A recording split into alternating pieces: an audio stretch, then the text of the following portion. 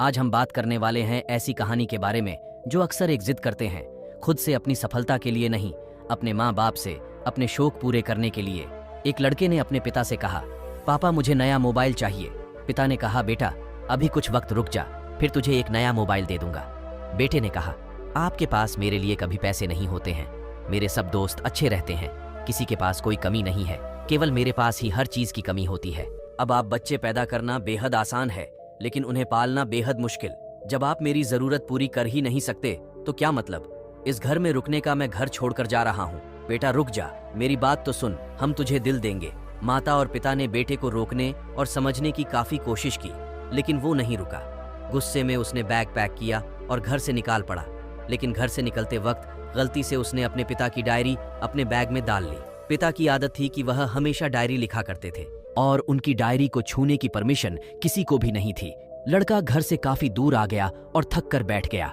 जब उसने वो डायरी देखा तो उसने सोचा, आखिर मिल ही गया। खजाना आज पता चल जाएगा कि मेरे पिताजी ने कहां कहां दौलत छुपा रखी है और उन्हें किन किन लोगों से पैसे लेने हैं। और सरा का सरा लेखा झुका, आज मुझे मिल जाएगा। बेटे को लगा इस डायरी में पिताजी की सारी लेन देन का हिसाब होगा। जैसे ही लड़के ने उस डायरी को पढ़ना शुरू किया, उसकी आंखों से आंसू बहाने लगे।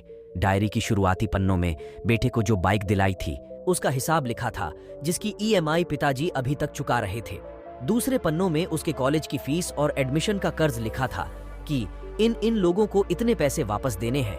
और सबसे आखिरी पन्ने पर लिखा था कि बेटे को अब मोबाइल दिलाना है, उसके लिए मुझे कौन कौन उधार दे सकता है। उन सभी लोगों के नाम लिखे हुए थे। बेटे ने जैसे ही सब पढ़ा, वो पागलों की तरह रोने लगा और रोते रोते दौड़ता भगता घर आया।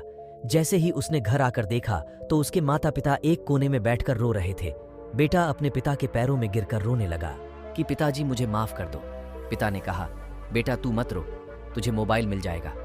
बेटे ने कहा, पिताजी मुझे आपसे कुछ नहीं चाहिए, मुझे पता चल चुका है आप इस डायरी में हम लोगों से क्या छुपाते थे। मैं अब आपको कोई कम नहीं करने दूंगा, मैं मेहनत करके सब कुछ ठीक करूंगा। ये सुनकर पिताजी ने बेटे को गले से लगा लिया। दोस्तों, माँ बाप अपना पूरा जीवन, अपनी पूरी खुशी अपने बच्चों के लिए कुर्बान कर देते हैं, लेकिन कुछ बच्चों को लगता है कि माँ बाप ने उनके लिए कुछ नहीं किया।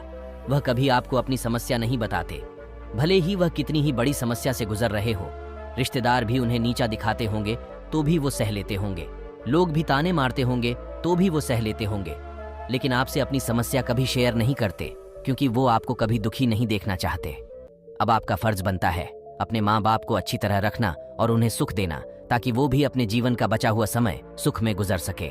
यदि आप अभी भी नींद में सोए हो तो आप जग जाइए और अपने शौक पूरे करने पर नहीं, अपना करियर बनाने पर ध्यान दीजिए, क्योंकि अगर आप अपने माँ बाप के रहते कुछ नहीं कर पाए तो बाद में आप सोने का महल भी बना लोगे ना, उसमें भी आपको नींद नहीं आएगी। अपने जीवन में कुछ बेहतर कर लीजिए, ताकि आपके माता पिता को उम्र होने के बाद भी काम ना करना पड़े।